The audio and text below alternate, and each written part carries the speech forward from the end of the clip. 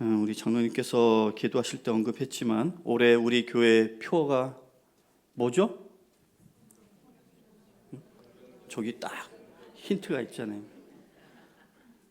우리의 믿음이 이전보다 더 성경적 믿음이 되기 위해 더욱 말씀을 읽고 배우고 묵상하자라고 새해 목표로 담임 목사님께서 말씀하신 적이 있는데요. 구체적으로 이것을 위해서 이제 2월 22일부터 이제 사순절이 시작됩니다. 사순절 기간 동안 우리는 시편 말씀을 매일매일 읽으면서 묵상하고 또 이제 지금 마무리 작업 중에 있는데 집중 속회 교재를 통해서 매일 읽은 그 시편에 관한 퀴즈를 풀고 은혜도 기록하고 속원들과 함께 모여서 그렇게 나누는 시간을 갖게 될 것이에요. 거기에 더해서 이제 3월부터는 수요 예배 때에 그 로마서 강해를 통해 복음을 다시 배우고 그리고 이제 필사도 하게 되죠. 물론 해오던 새벽 기도회나 주일 예배를 통해서 말씀을 가까이 하는 것은 변함없이 지속될 겁니다. 평소에 이제 저같이 운동을 잘 안 하는 사람은 갑자기 운동해 보겠다고 살 빼 보겠다고 헬스장에 가서 무거운 거를 막 들었다 놨다 하면요, 여지없이 그 다음날 내지는 이틀 정도 근육통으로 온몸이 쑤셔가지고 힘들어서 이걸 계속 해야 되나 말아야 되나 고민을 하는데, 그런 것처럼 영적으로도 우리가 미리 준비하지 않고 있다가 이제 갑자기 말씀을 막 파고 들어가려고 하면요, 처음에는 며칠은 어찌저찌 이렇게 할 수 있는데 도중에 이제 분량이 많아지는 때가 있거든요. 그러면서 또 이제 예기치 못한 스케줄하고 딱 부딪히면서 고민과 내적 갈등이 생길 수 있고 작심삼일로 끝날 수가 있습니다. 그래서 평상시에 말씀을 가까이 하는 훈련이 잘 되어 있는 분들은 괜찮을 수 있겠지만 일 때문에 바쁘다는 이유로 또 피곤하다는 이유로 그리고 아이들, 손주들을 돌본다는 이유로 평소에 성경을 가까이 하기에는 너무 먼 당신으로 여겼던 누군가를 위해서 오늘은 예비 훈련처럼 영적 몸풀기로서 성경에 대한 말씀을 나누고자 합니다. 중국의 한 선교사님이 기도 편지에 이런 내용을 적어서 후원자들에게 보냈습니다. 중국 교회들이 신복음주의 신학과 탈보수주의 신학의 영향을 받고 있습니다. 이 두 신학은요, 강조점이 조금씩은 다른데 한마디로 얘기하면 자유주의 신학이에요. 이 두 신학의 문제점은 보수주의, 전통적, 보수적, 복음적 신학을 시대에 한참 뒤떨어진 것으로, 시대의 흐름에 전혀 맞지 않는 고리타분한 것으로 여겨버린다라는 거예요. 그래서 선교사님은 중국 교회가 위험한 자유주의 신학의 영향을 받고 있습니다라고 얘기하고 있는 겁니다. 계속 얘기하기를 해외에 있는 중국 신학교가 탈보수주의 신학교들로 급변했고 그로 인해 교회들 역시도 정통 교리를 상실해 가고 있습니다. 이런 상황에서 우리에게는 교회들을 향해 성경의 가르침, 즉 진리를 충실히 사수하고 복음의 순수성을 회복하라라고 해야 할 그런 책임이 있습니다라고 기도 편지에 적어놨습니다. 사실 저는 중국 교회가 어떻게 생겼는지 가본 적도 본 적도 없지만, 그래서 잘 알지는 못하지만 현지에서 30년 이상 선교를 하신 어느 선교사님과 대화를 나눈 적이 있어요. 그 선교사님 말에 의하면 90년대만 해도 중국 교회가 굉장히 뜨거웠다고 합니다. 지하 교회였을 것 같아요. 성도들은 순수하게 복음을 받아들이고 그리고 그것이 부흥의 열매로 이어지는, 한마디로 90년대는 부흥의 시기였다. 그런데 부흥한 지 몇 세대가 지났다고 벌써 성경 말씀에 대한 왜곡이, 신학교는 그렇다 치더라도 교회에서도 일어나고 있다라고 하면서 너무나 안타깝고 애통해 하시는 그 모습을 잊을 수가 없습니다. 하지만 방금 말씀드린 이 중국 교회와 신학교에서의 일은 사실 놀랄 일이 아니에요. 왜냐하면 그 현상은 여지껏 우리가 보지도 듣지도 못한 새로운 일이 아니기 때문입니다. 이미 미국과 유럽 그리고 우리 조국 대한민국에서는 꽤나 오래전부터 있어 왔던 일입니다. 성경에도 보면요, 사도 바울이 제자인 디모데에게 계속해서 성경이 진리인 것을 가르치라라고 권면해요. 왜냐하면 당시의 상황이 엄중하다라고 보았기 때문입니다. 어떤 상황이었느냐? 에베소의 복음이 전파된 바로 그 시기에 놀랍게도 이 에베소 교회에 이미 거짓 교사들이 침투해서 성경에 대한 불신을 조장하고 있었다라는 거예요. 이 사실에 비춰볼 때 당신은 성경을 믿습니까? 당신은 성경을 어떻게 믿습니까? 무엇이라고 믿습니까? 라고 누군가가 우리에게 질문한다면 우리는 그에 대한 분명한 대답을 갖고 있어야 하는 것입니다. 그러면 우리 성도님들께는 성경은 어떤 의미입니까? 최근에 테네시주 멤피스라는 곳에 타이어 니컬스라는 한 흑인 청년이 경찰들에게 심한 몰매를 맞고 사망한 사건이 있었습니다. 뉴스에서 그 사건을 보다가 문득 그것보다 훨씬 이전에 발생한 한 사건이 떠올랐어요. 1991년 3월 3일 한 청년이 술을 마시고 음주 상태에서 과속 운전을 하다가 경찰에 걸렸는데 경찰의 정지하라는 지시에 불응하고 계속 도망을 쳤습니다. 결국은 경찰에 잡혀서 무차별적인 구타를 당한 사건, 이른바 로드니 킹 사건입니다. 그때 로드니 킹은 경찰들에 의해 구타를 당하는 그 장면이 이제 누군가의 카메라에 찍혔어요. 그리고 그것이 방송이 되었습니다.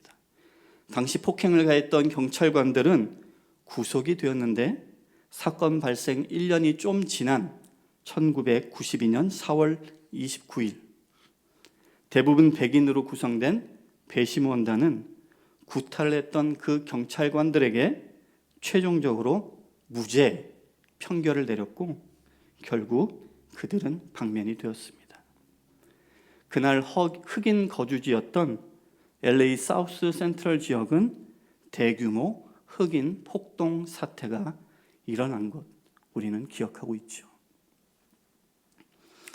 흑인들의 분노는 복수심과 폭력과 무분별한 행동을 불러일으켰고 흑인 청년들은 화풀이 대상으로 로페즈라고 하는 히스패닉 건설 노동자를 트럭에서 끌어내려서 바닥에 때려 눕히고 잔인하게 폭행하고 그것도 모자라 그의 몸에다가 스프레이 페인트를 뿌려가며 그렇게 장난을 쳤는데 그 장면도 고스란히 카메라에 담겼습니다.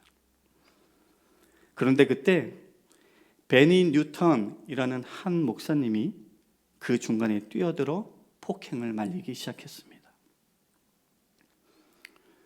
뉴턴 목사님은 목숨을 걸고서 자신의 등과 다리에 폭도들의 주먹과 발길질을 대신 받아냈습니다. 그러면서 욕하는 폭도들에게 이 사람은 아무것도 잘못한 게 없으니 그만하십시오. 만일 당신들이 그를 죽인다면 나 역시도 죽여야만 할 것입니다. 라고 소리를 질렀어요. 마침내 폭도들은 폭력을 멈추고 자신들을 말린 뉴턴 목사님을 노려보면서 발길을 돌렸다라고 합니다. 그렇게 그들의 분노를 온몸으로 받아낸 뉴턴 목사님은 당시 손에 성경책 한 권을 들고 있었습니다. 화면에서는 잘 안 보일 수 있는데요. 유튜브에서 한번 찾아보시기 바랍니다. 그는 왜 성경을 들고 있었을까요? 나는 그리스도인입니다. 나는 목사입니다. 라는 것을 나타내기 위함이었을까요? 정확한 이유는 알 수 없지만 아마도 성경이 증거하는 예수님만을 나는 의지하겠습니다. 라는 신앙 고백의 표현이지 않을까 생각합니다.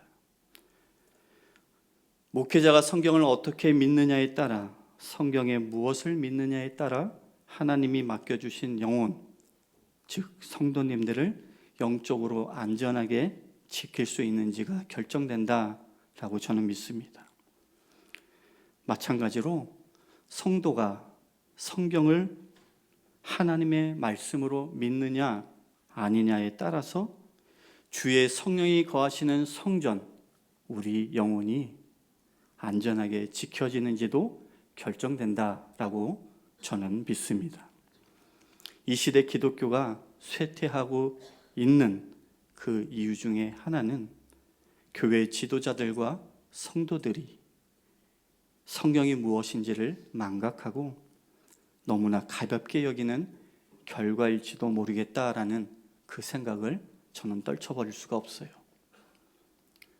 성경이 도대체 무엇이길래 왜 우리가 더욱더 성경 말씀을 사모하며 살아가야 할까? 먼저 성경은 하나님의 음성을 듣게 해줍니다.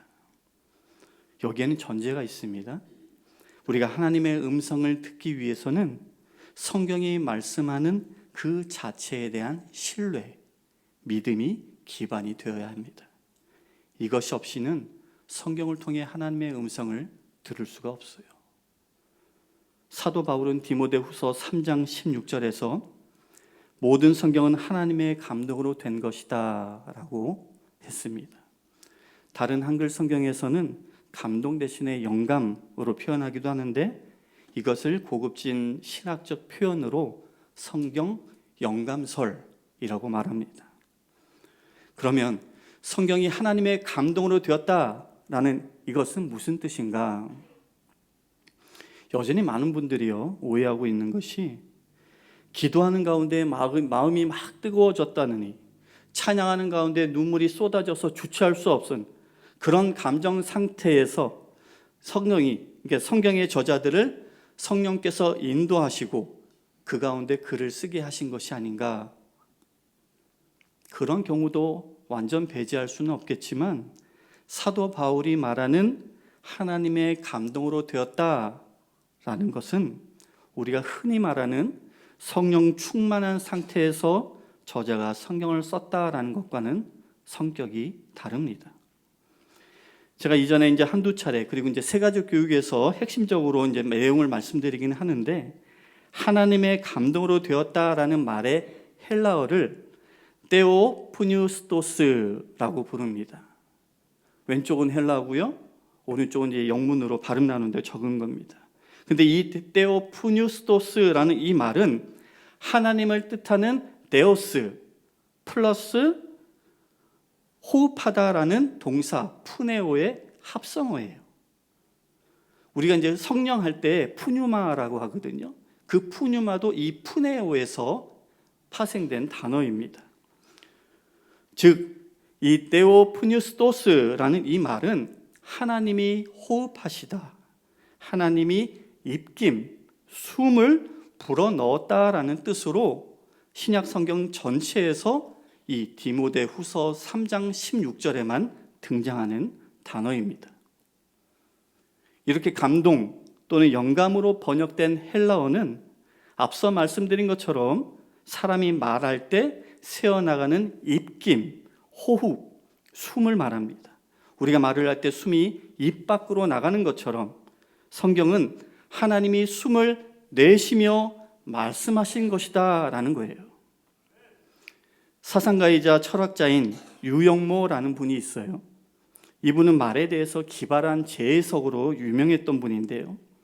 이분에 의하면 우리가 말씀하는데 이 말씀이라는 단어는 말숨 영어로는 breathing of words 해가지고 말을 숨쉰다라고 하는 말숨에서 왔다라고 해석을 했어요.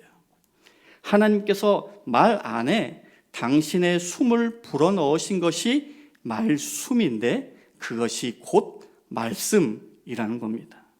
그리고 그 하나님의 숨은 하나님의 영을 가리키기 때문에 성경은 하나님의 영이 담긴 말씀이다라는 거죠.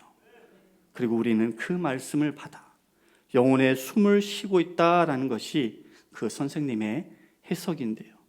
재미있기도 하지만 탁월한 해석이지 않나라는 생각이 들었습니다. 성경이 되어진 것은 하나님이 당신의 숨, 호흡, 다른 말로 생기를 불어넣으심으로 된 것이다 라는 이 바울의 성경관, 마치 태초에 하나님이 천지를 지으시고 마지막에 사람을 지으실 때 생기를 코에 불어넣어서 사람을 생명, 살아있는 영적 존재가 되게 하신 것을 떠올려 주죠. 창세기 2장 7절 우리 한번 같이 읽겠습니다. 여호와 하나님이 땅의 흙으로 사람을 지으시고 생기를 그 코에 불어넣으시니 사람이 생명이 되니라. 아멘. 여러분, 성경은 하나님의 숨, 하나님의 영이 담겨있는 말씀이다라는 이것은 단지 신학적 토론을 위한 추상적인 명제가 아닙니다. 오늘날 우리들이 계속해서 기억하고 되새기며 살아야 할 소중한 진리 가운데 하나입니다. 사도 바울은요, 데살로니가 교인들에게 이런 말을 했어요. 데살로니가 전서 2장 13절인데 세 번역으로 읽어드리면, 우리가 하나님께 끊임없이 감사하는 것은 여러분이 우리에게서 하나님의 말씀을 받을 때에 사람의 말로 받아들이지 아니하고 실제 그대로 하나님의 말씀으로 받아들였기 때문입니다. 성 어거스틴은 성경이 말씀하시는 것이 곧 하나님이 말씀하시는 것이다 라고 했습니다. 이렇게 성경을 실제 그대로 하나님의 말씀이라고 믿을 때에 우리는 하나님의 음성을 들을 수 있는 특권과 축복을 누리게 되는 줄로 믿습니다. 어느 교회 유스 모임에서 신학교를 갓 졸업한 젊은 전도사님이 하나님의 감동으로 되어진 이 성경이 하나님의 음성을 듣게 해준다라는 것을 좀 독특한 방식으로 아이들에게 가르쳐주고 싶어서 아이들을 원형으로 빙 둘러앉게 하고 그 중간에 의자 하나를 갖다 놓고서는 성경 구절이 인쇄된 말씀 카드를 아이들에게 한 장씩 나눠줬습니다. 그런 뒤에 한 사람씩 중간에 있는 의자에 나와서 눈 가리개를 하고 현재 자신의 고민이나 근심거리를 나눠보자 라고 했어요. 그러면 이제 원형으로 앉은 아이들 중에 누군가가 그 고민에 적합한 성경 구절을 읽어줌으로써 힘과 위로를 주자라는 그런 목적이었습니다. 전도사님은 스스로 이거 괜찮은 아이디어인데 생각을 했지만 아이들은 멍청한 짓으로밖에 그렇게 생각하지 않았어요. 그런 자리에서 자기의 속마음을 열고 진짜 고민을 털어놓을 사람은 아무도 없다. 그러니 성경 말씀을 들어도 전혀 힘과 위안이 될 리 없다라는 것을 아이들은 이미 알고 있었습니다. 역시나 전도사님의 계획은 기대를 빗나갔고 아이들은 하나님의 음성을 들으려고 하는 대신에 서로 낄낄거리며 장난만 쳤습니다. 그런데 그 가운데 교회 나오지 않은 얼마 되지 않은 한 학생이 자진하여 중앙에 있는 의자에 앉았고 눈 가리개를 하자 순간 아이들의 장난과 웃음이 조금 잦아들었습니다. 그 아이가 새로 왔기 때문에 친한 아이가 별로 없었기 때문에 함부로 장난을 치기가 좀 그랬던 것 같아요. 새 학생이 말했습니다. 사실 저는 요즘 너무 힘들어서 죽고 싶다라는 생각을 자주 합니다. 우리 식구 중에 아무도 나한테 관심이 없습니다. 그러자 어느 학생이 자기가 들고 있는 카드를 꺼내서 용기를 내어 읽었습니다. 내가 영원한 사랑으로 너를 사랑하기에 인자함으로 너를 이끌었다. 그런데 새 학생은 여전히 절망적인 표정으로 이렇게 말합니다. 솔직히 저는 그 말을 못 믿겠어요. 어제는 부모님이 싸우면서 서로 나를 데리고 나가서 살라라는 그 말을 들었어요. 그러자 또 다른 학생이 히브리서 13장 5절의 말씀을 읽었습니다. 내가 결코 너희를 버리지 아니하고 너희를 떠나지 아니하리라. 그러자 이 말씀을 들은 학생이 이렇게 말했습니다. 하나님은 왜 직접 나타나셔서 나에게 이런 식으로 얘기를 안 해주시는지 모르겠어요. 그때 기다렸다는 듯이 전도사님이 방금 하셨잖아. 하나님은 방금 그 말을 정말로 너한테 성경을 통해 하신 거란다. 여전히 이런 분들이 계시는지 모르겠습니다. 하나님의 음성을 성경이 아니라 자꾸만 어떤 신비한 경험을 통해서 들으려고 하는, 성경을 통해서 듣는 것이 뭔가 딱딱하고 밋밋하고 건조하다라고 느껴서인지 모르겠지만 방언으로 막 기도하는 가운데 실제 하나님의 음성이 천둥처럼 들려오든지, 아니면은 하늘을 바라보는데 구름 위에 하나님의 손이 나타나서 나를 위한 글을 막 적어주신다든지, 물론 그러면 너무너무 좋겠죠. 그런데 구름 위에 글자를 적으면 그 글은 곧 흩어져 버릴 것이고 천둥같이 들리는 그 음성도 곧 없어지고 말 것입니다.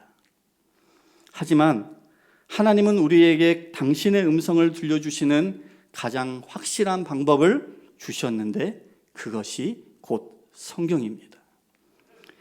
어디서든 간직할 수 있고 언제든지 볼 수 있고 들을 수 있고 묵상할 수 있게 하셨으니까 어떤 신비한 체험을 통해서 하나님의 음성을 듣는 것보다 성경을 통해 말씀하기로 작정하신 이것이야말로 가장 크고 놀라운 기적인 줄로 믿습니다.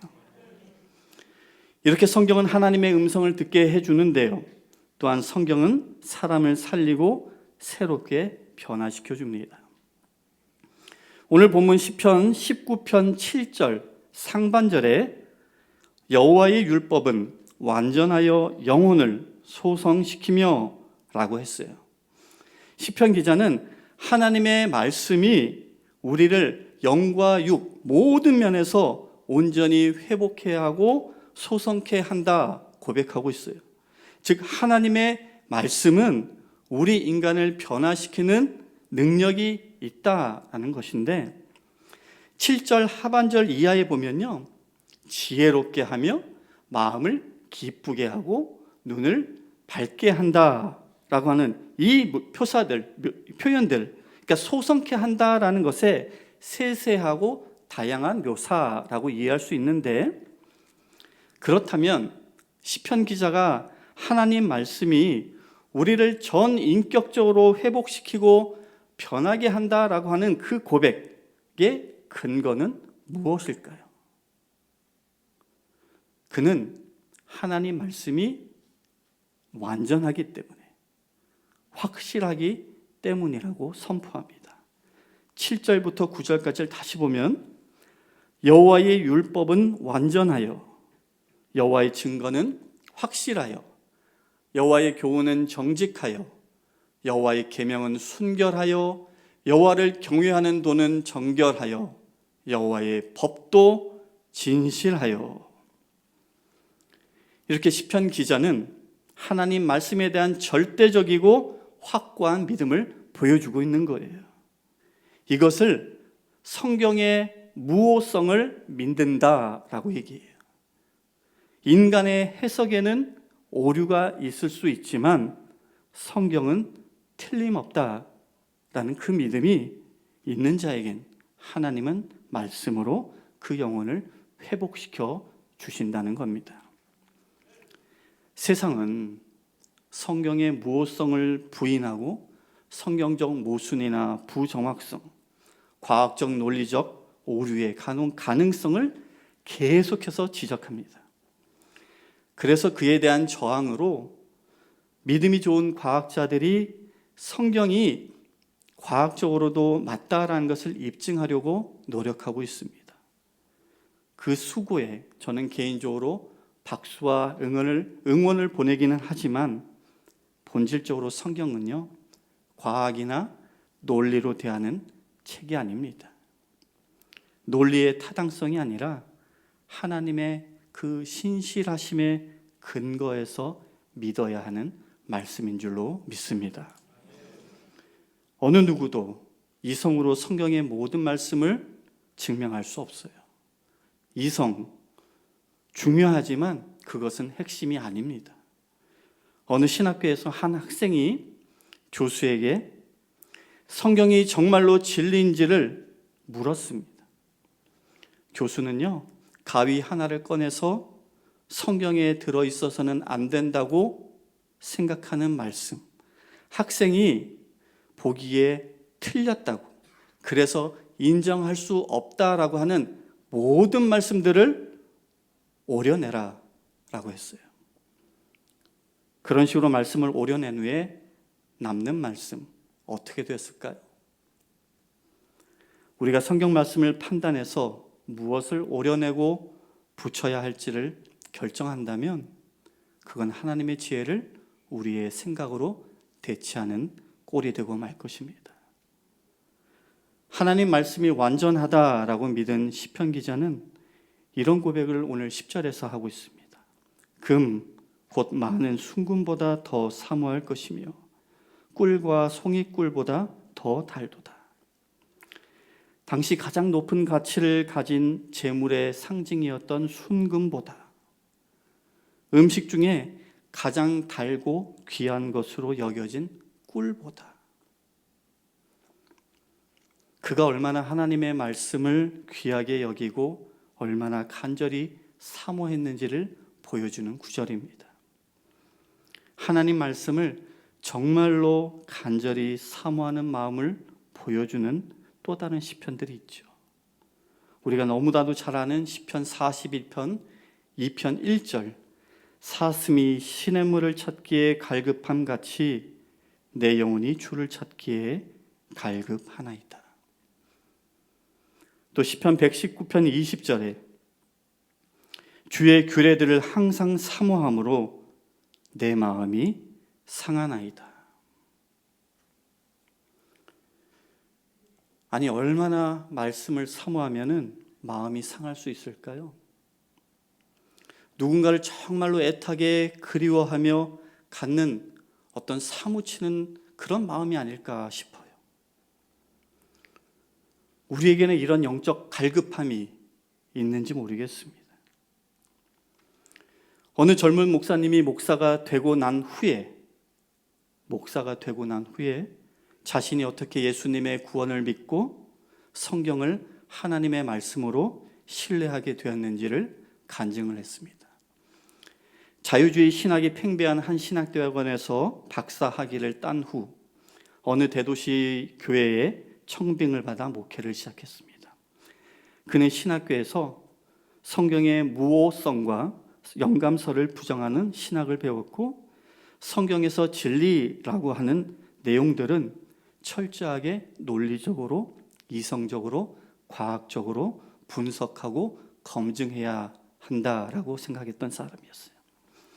그런데 지역의 다른 목회자들이 성지 순례를 계획하고 있는데 같이 가겠냐라는 초대를 받았습니다. 성지 순례의 의미보다 이참에 이스라엘 여행이나 가야겠다라는 생각에 동참하게 되었습니다. 하루는 여행 중에 예수님의 무덤을 구경하게 되었습니다. 동행한 목사님들은 그 자리에서 성찬식을 갖기로 했습니다. 그런데 이 젊은 목사님이 그동안 보니까 뒤에서 쫄쫄 일행만 따라다닌다라는 것을 눈치챈 리더 목사님이 이 젊은 목사님에게 성찬 집례를 부탁했어요. 분위기상 안 할 수가 없어서 마지못해 수락을 했습니다.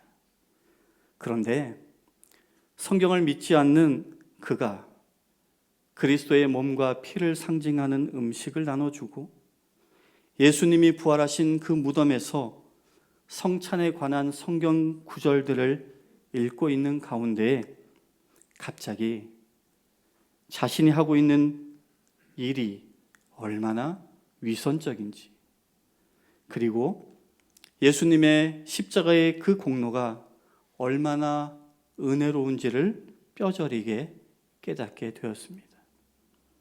성찬이 끝나고 다른 목사님들은 계속해서 관광을 했지만 이 젊은 목사님은 함께 가지 않았습니다. 그는 다시 관광 버스로 돌아와서 다른 일행이 모든 관광 일정을 끝내고 오기만을 눈 빠지게 기다렸습니다.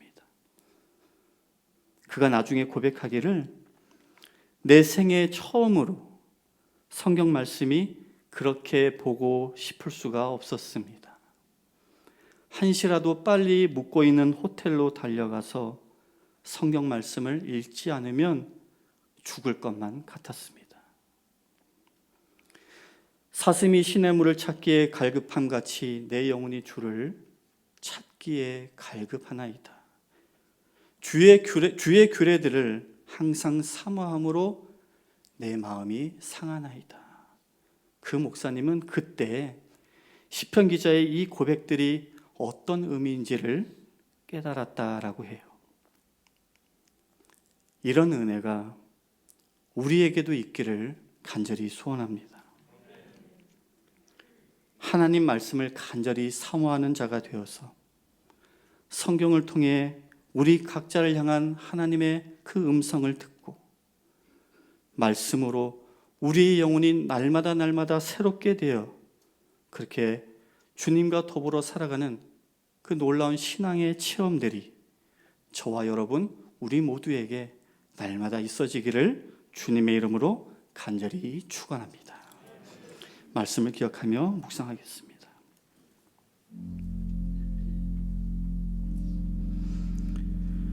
우리 성도님들, 성경을 무엇이라고 생각합니까?